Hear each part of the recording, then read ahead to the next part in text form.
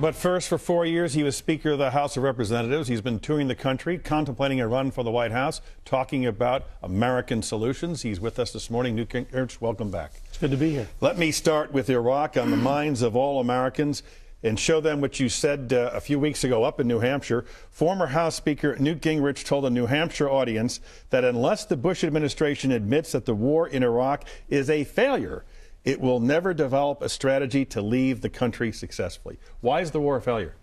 Well, the war is a failure in part because the strategy, as I told you on this show in December of '03, has been wrong consistently. It's been a strategy that was far too American. Second, it's a failure because the instruments of national power don't work. And it's important to understand we all focus on Maliki's government. The Baker-Hamilton Commission reports that out of 1,000 people in the American embassy, 33 speak Arabic, 8 of them fluently. Now, at some point, we have to have a national conversation about the fact that outside of the uniformed military, none of the instruments of national power work. And they need to be fundamentally overhauled. This isn't about policy. It's as though you wanted to go to Boston, I wanted to go to Los Angeles, and the car sitting outside was broken. Doesn't matter what our policy agreement is, the car doesn't run. And so I think the administration shouldn't just focus narrowly on Iraq. They should look, first of all, at the larger war, which does include Iran, it does include North Korea, it does include al-Qaeda. And they should look, second, at what are the strategic changes necessary to win in Iraq. And if you have to do that, how are you going to get the job done when Treasury doesn't work, justice doesn't work, state doesn't work, intelligence doesn't work? And this is a very severe problem for our effectiveness. When you were here in December of '03, however, you were very supportive of the war, concerned about where it was heading, but supportive of it. Let me show you what you said and come back and talk about it. I don't believe we should be arguing about American commitment in Iraq. The only exit strategy in Iraq is victory. Now, if that's true, then we should be able to reassure every Iraqi we're not leaving till the bad guys are defeated. The only exit strategy is victory. We're not leaving. I believe that today. So what do? Send more troops? You only look. The president's got to make a very hard decision, and that's why I use the word failure. This president, who's a very proud, very stubborn man, has to come to grips with the fact that the policy he has followed, with all good intention, is not succeeding. Now, if that's true, it should be possible to build a bipartisan commitment to rethink from the ground up what we're doing, how we do it, and what it takes. And it's not just 30,000 more troops or not. It's very important to surge troops if they're going to bridge to a better future. But unless you're going to design that better future, let me give you a simple example where Hillary Clinton and I ended up in agreement at a meeting on this topic. I'm a relatively conservative Republican. I think you'd accept that statement.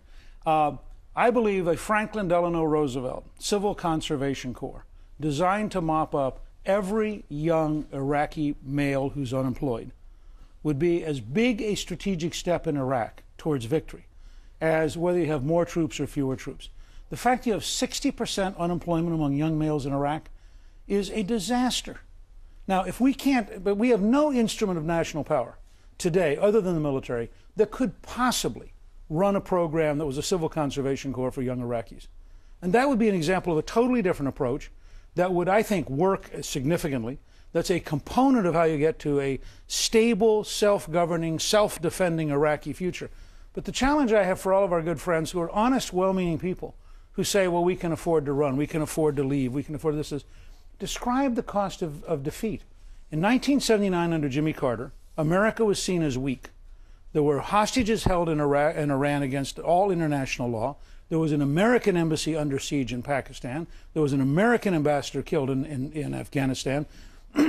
If we summarily get beaten in Iraq, and that's what we're talking about, if we are defeated in Iraq, there are not enough marine elements in the world to evacuate the embassies that will come under siege. So in order to avoid defeat, would you send more troops, American troops, to secure Baghdad? I would send more troops if it was in a context of a new strategy with a dramatically new commitment, with a bipartisan resolution in the Congress. I mean, the center of gravity for American policy right now is the president finding a bipartisan agreement in the Congress in the first 2 or 3 months to send a signal to the world that it is America. This can't be Bush's war. This is either an American commitment to victory or it is a defeat. And if the Democrats decide it's a defeat, fine, then let's withdraw. And when we withdraw, let's understand why we withdrew. But stubbornness is not a strategy.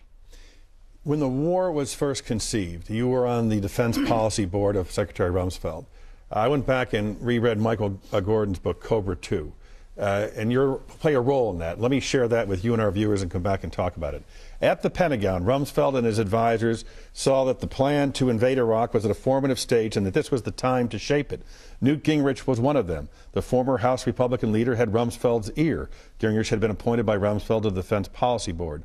As the Pentagon's focus shifted to Iraq, retired Navy Admiral Doug Macgregor received a call from Gingrich, who told him that Rumsfeld was frustrated with the military suggestion that hundreds of thousands of troops would be needed to defeat and occupy Iraq. Gingrich asked Macgregor to draft a briefing, which the former lawmaker could quietly slip to Rumsfeld. Macgregor argued that the Army, properly restructured, could attack Baghdad with 50,000 troops and win within 2 weeks. Now, General Shinseki, the Army Chief of Staff, had advocated hundreds of thousands of troops. That was rejected. It appears that you were on the side of Secretary Rumsfeld for a much smaller force, which turned out to be quite wrong in terms of securing Baghdad. Well, let me start with, that's technically wrong. Doug Macgregor is a retired Army colonel. He's not a Navy admiral. But with that minor correction in the book, what I said was I thought it would take 135 to 150,000 men.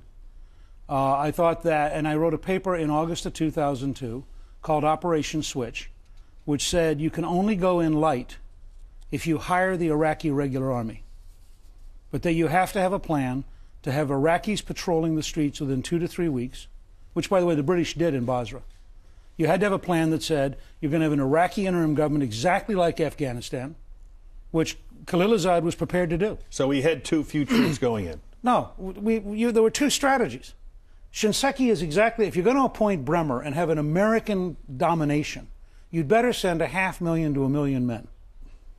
If you're going to convert the Iraqi regular army, do what we did in Afghanistan, have a very light footprint, have no national resistance to us, then 150,000 was exactly the right number. The problem was we had a perfect strategy for a fast war and then converted to deciding we were an American occupation. And from the day Bremer entered, and I'm not picking on Bremer as a person because I assume he represented the president. Yeah, a decision like that to eliminate the Iraqi army couldn't have been made just by him. It had to be supported by the secretary and by the president. I assume in the end the president's commander-in-chief. But the point is, they had then adopted a strategy which would only work if you had 500,000 men.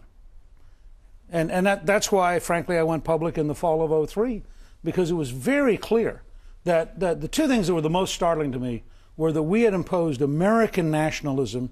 I mean, Bremer was giving speeches on television. It made no sense at all to have an American speaking to the Iraqis on television. The second difference was it became startlingly clear that all of our civilian instruments of power are absolutely broken. I mean, I cannot overstate this. They are absolutely broken. They cannot function.